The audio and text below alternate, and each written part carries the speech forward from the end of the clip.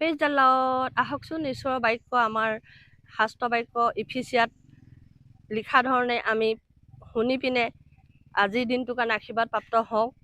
কিয়নো অনুগ্ৰহেৰে বিশ্বাসৰ দ্বাৰাই তোমালোকে পৰিত্ৰাণ পালা। সেয়ে তোমালোকৰ পৰা নহয়, ঈশ্বৰৰ দান হয়। কোনোৱে যেন শ্লাঘা কৰিব নোৱাৰে, এই নিমিত্তে সেই কৰ্মৰ পৰাও নহয়, কিয়নো আমি তেওঁৰ কাৰিকৰী।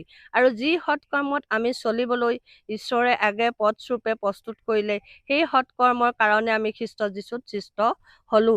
হয় প্ৰিয়সকল, অনুগ্ৰহৰ বিশ্বাসৰ দ্বাৰাইহে পৰিত্ৰাণ পালো। মানে আমি আমাৰ কৰ্ম বা চিন্তা ধাৰণাৰ দ্বাৰাই আমি পৰিত্ৰাণ পোৱা এনে নহয়। ঈশ্বৰে আমালৈ অনুগ্ৰহ মানে আশীৰ্বাদ কৰিলে, আৰু সেইকাৰণে আমি পৰিত্ৰাণৰ ভাগী হলো, আৰু তেওঁৰ দ্বাৰাই আমাক আশীৰ্বাদ কৰিলে।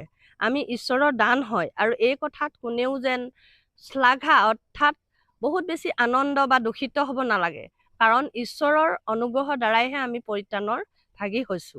আকৌ কৈছে প্ৰিয়সকল, ঈশ্বৰ জীৱিত বাক্যই কৈছে যে আমি অৰ্থাৎ সকলো মানৱ জাতিয়ে ঈশ্বৰৰ কাৰিকৰী। মানে তেওঁ আমাক বনালে, তেওঁ কুমাৰ হয়। যেনেকৈ কুমাৰে যিকোনো মূৰ্তি বা যিকোনো বস্তু দেখিলেই বনাব পাৰে, কাৰণ কুমাৰ মানুহ হয়, কিন্তু ঈশ্বৰো কুমাৰেই হয়, যদিও তেওঁ আমাক তেওঁৰ কাৰিকৰী অৰ্থাৎ তেওঁৰ হাতেৰে তেওঁৰ মুখেৰে ফু দি তেওঁৰ সাদিশেৰে বনালে। কাৰণ আমি যেন যিসকলে প্ৰভু যীশুক জানিলো, সেইসকলৰ কাৰণে ঈশ্বৰে যি সৎকৰ্ম আগেয়ে প্ৰস্তুত কৈছে, আৰু সেইবাবেই আজি এই বাক্যশাৰী আমাক প্ৰভু যীশুৱে সৎকৰ্ম কৰি তেওঁৰ সৈতে থাকিবলৈ তেওঁ কাৰিকৰী কৰি যীশুত সৃষ্টি কৰিলে।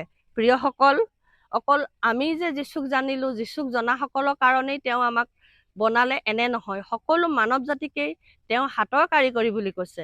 আৰু সেইকাৰণে সৎকৰ্ম কৰি তেওঁৰ পথত চলি তেওঁ বিচৰা ধৰণে হ'বলৈ আমাক আহ্বান কৰিছে প্ৰিয়সকল। আৰু তেওঁ কুমাৰ হৈ, আমি মাটিৰ লদা হৈ তেওঁৰ হাতে বনোৱা মানৱ জাতি, তেওঁ বিচৰা ধৰণে আহকচোন আমি আমাৰ পথেৰে প্ৰভুক আগুৱাই লৈ প্ৰভুৰ চৰণত ঠাই লৈ আমি আগুৱাই যাওঁ, আৰু এই পুৱাই আশীৰ্বাদ প্ৰাপ্ত হওঁ। হয় পিতা পৰমেশ্বৰ, তোমাৰ মহান আৰু পবিত্ৰ নাম ধন্য হওক। পিতা, তুমি যেনেকৈ কৈছা যে আমাৰ কোনো অনুগ্ৰহ বা কোনো ভাল কৰ্মৰ যোগেদি যে আমি তোমাৰ চৰণত পৰিত্ৰাণ পালো এনে নহয় পিতা। তোমাৰ প্ৰেম দয়া, তোমাৰ আমাক মনোনীতৰ উদ্দেশ্য আছিল কাৰণেই আজি আমি তোমাৰ চৰণত, বিশেষকৈ মই তোমাৰ চৰণত ঠাই পালো পিতা, তাৰ বাবে তোমাক ধন্যবাদ। আজি এই দিন যেনেকৈ মই দেখিবলৈ পাইছো, আৰু সকলো মানৱ জাতিৰ আগলৈ তোমাৰ মহান বাক্যৰে পুৱাই থিয় হ'বলৈ পাৰিছো, তেনেকৈ সকলোৱে যেন তোমাৰ হাতৰ কাৰিকৰী হওক।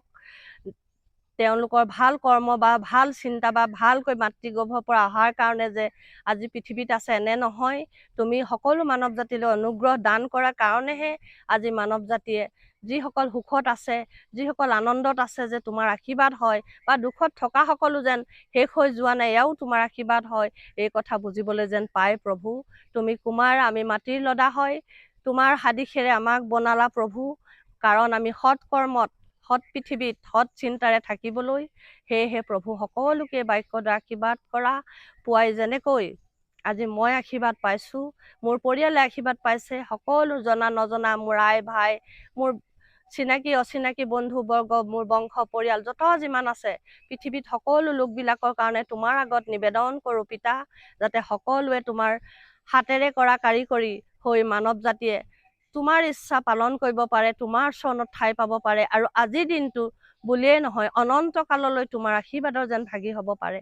সেই বিশ্বাস আৰু কৃতজ্ঞতাৰে হে দয়ালু প্ৰভু, এই অভাগিনীয়ে তোমাৰ চৰণত তোমাৰ বাক্যৰে যেতিয়া খুজিলো, বিচাৰিলো, তুমি দিলা, আশীৰ্বাদ কৰিছা বুলি।